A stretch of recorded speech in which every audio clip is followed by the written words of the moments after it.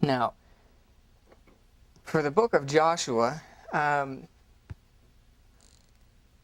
going to talk about one of the stories. It's a little lesser known, but it's an important story in Joshua's life, right? And so I want to talk about it, show it a little bit. Does anybody remember this guy?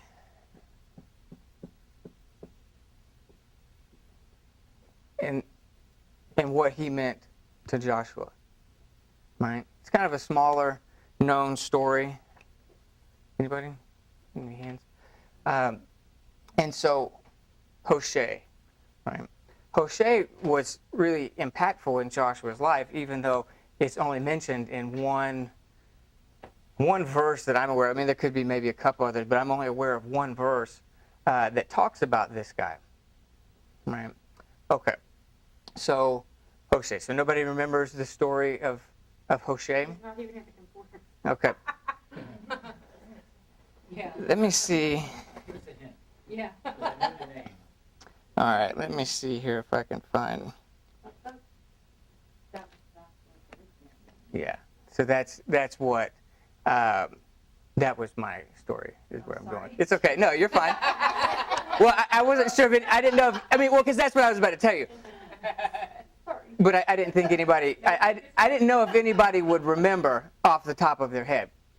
Was that in like your footnotes or something? Is that? My research. Oh, your research. Okay. So Hoshea, right? As you say, was his name, and that was the point that I'm going to get. And I've got other things I want to talk about. But Hoshea, and where we get that from is when Moses sends out the spies into the land, and it gives a list of the 12 spies. When it gets to the spy who represents the land of Ephraim, it says his name was Hoshea, son of Nun. And then later it says Moses, though, recalled him Joshua. And so his name was changed. This is one that I would like you to add to your mind of the famous name changes. We all know Abram to Abraham, Sarai to Sarah, Jacob to Israel. But here is another one, from Hoshea to Joshua, right?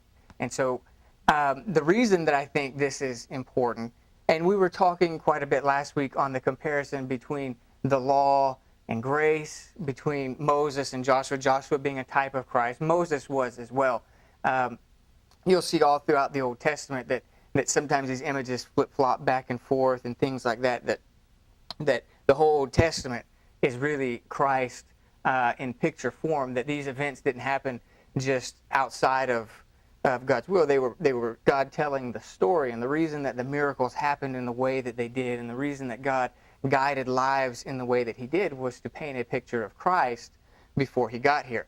And so, there's a reason he asked Abraham to sacrifice Isaac, right? It had nothing to do with him wanting Isaac dead. It was about painting the picture appropriately in the Word so that later generations would be able to learn things about Christ by studying the pictures that God gave us in early years, the types and shadows. And so Hoshea was his original name. And for some reason, Moses renames him, right? And so Hoshea really means he will save, right? He will save. Joshua means Yahweh will save.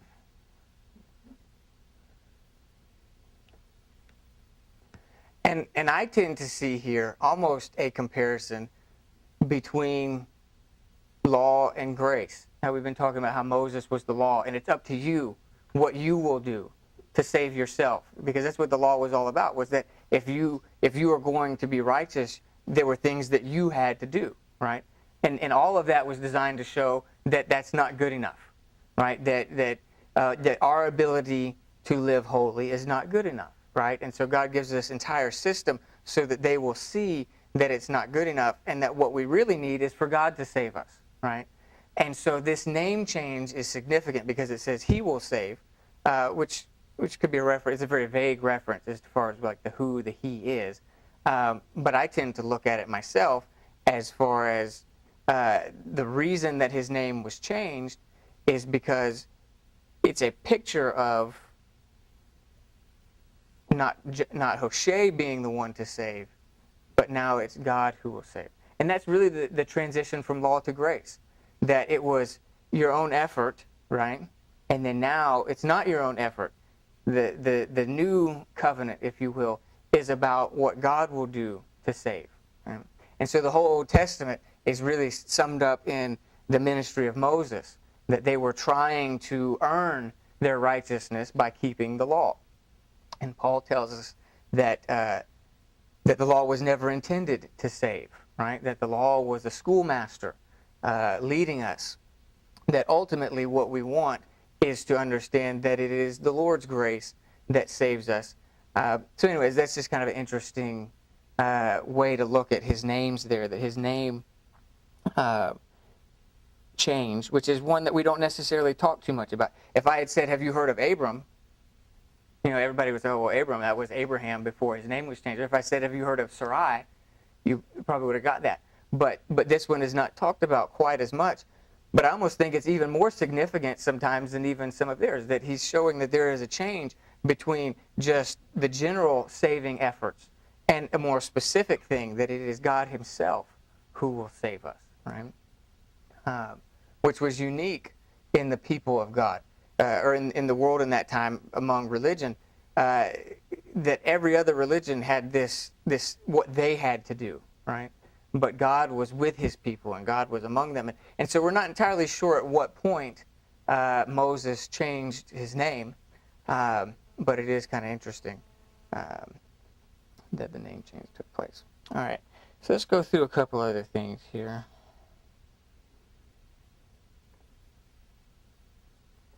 I'll give you just a couple other of these comparisons that kind of capture the idea of law versus grace. Since we're already talking about that really when we see this book of Joshua, you should really be thinking in your mind, okay, things are different in this book than they were in the one that came before it, and it's really a picture of the Old Testament and the New Testament in many ways. That what they tried to do under Moses, but were never able to do because of their own sin. They were still a sinful people when they got here.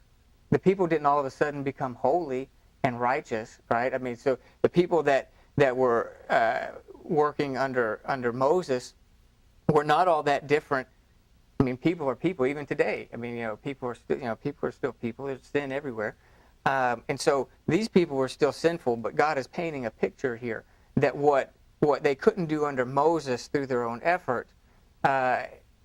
In this New Testament, this new covenant, God will allow them to do, and it'll be by his power and his grace. I don't know that you could say that these people were any less sinful than these people. I mean, everybody is sinful. It'd be hard to compare and say, oh, well, this person is not as sinful as that person, because we've all sinned and fallen short of the glory of God. So it's just kind of interesting that it's not so much, I don't think, a difference between the people in the story of Moses and the story in Joshua, as much as it is God is painting a picture of the difference between trying to do it yourself versus depending on God to lead you into the promised land, right? And that's where Joshua becomes the picture of Christ, that it is through his leadership that we're able to receive everything that if you're doing it in your own strength, you can't, right? Okay, so a couple other ones of comparisons, right? So we talked about the grace and the law, Moses and Joshua. One other one is the two different trees, right, in the garden. The tree of the knowledge of good and evil.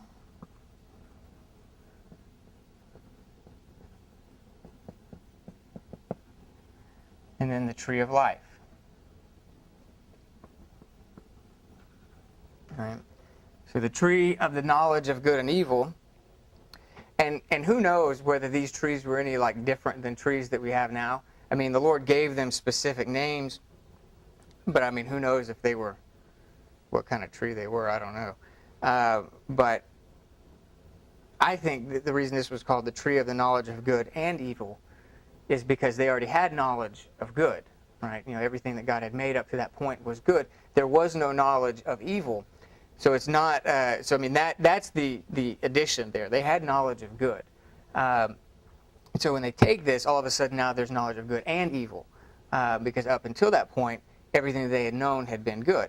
And so there's this tree there, and the moment that they partake of that, then the reaction is that they now have two kinds of knowledge, good and evil. And the struggle then that's within all of us is this here, that we know good and we know evil, and that we have tendencies towards both within us. And then you have the tree of life. And the reason that this compares to the Moses and Joshua comparison is centered on what the enemy said to them to get them to eat of this one. Remember what he told them that they would have if they ate this? That they would be like God. Yeah. He says if you eat this, God doesn't want you to eat this because when you eat this, you'll be like him, right? But a few verses earlier, when God makes man, what does he say that man already was? He says, I've made you in my image. He's trying to get them to become something that they already were. They already were like the Lord. God said, I'm going to make you in my image. And so the only one that can make them in God's image was him, right? And the enemy is trying to get them to do something that only God could do through their own effort, right? Do you see that this tree of the knowledge of good and evil God was the only one that could make them like him. But the enemy's lie was, there's something you can do to make yourself like him. It comes back to this thing of just like how the law is. The law is saying there's something that you can do to make yourself like the Lord. If you follow this law perfectly, then you will be like the Lord. It comes back to effort, right? Even though all they were doing was eating a piece of fruit, it's still that idea that something you can do within your control can make you like the Lord. As opposed to the Lord's thing was that I will make you in my image myself, right? Yahweh will save. Right? And so the idea is that from the very beginning, God wanted to be the one that provides and makes us in his image, and that the goodness that we have only comes from him. And the enemy's lie was that there are some things you can do to make yourself more in his image. And that's really the downfall of the law as well, is that anytime you try and perfect yourself through your own effort, it's not going to be good enough, right? The only way that you can be perfected, the only way that you can be in his image is through his power, right? And that's really the picture of Christ as well, that, no matter how well we kept the law, it still wasn't good enough. No matter what we tried to do in our own strength to be like God, we couldn't. The only way to be like the Lord is through his power, right? So that's kind of weaved all the way through the Bible, is this idea of, are you going to be able to do this out of your own strength, or are you going to come to the realization that the only way is if the Lord does it, right? And so that's really the picture weaved through, one of the pictures weaved through the Old Testament, is teaching us that the enemy's tactic always was to get people to think that their own effort is going to be good enough, and then people get sucked into this belief that if they just try hard enough and just do enough and just if they can live righteously enough, then they'll be okay. And always that was a lie. From the very beginning, the only way to be in God's image was because he made them that way to begin with.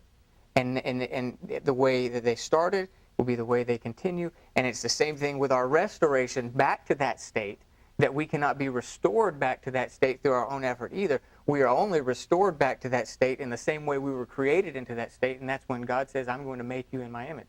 And so it is up to the power of God to change us. And that is really the hope of resurrection, is that we will once again be restored to the image of the Lord. The Bible says that now we see dimly as in a glass, but then we will see him face to face, and we will be like him, right? When you see him, you will become more like him. Okay, So that's probably all we'll do with kind of that law and grace weaving through.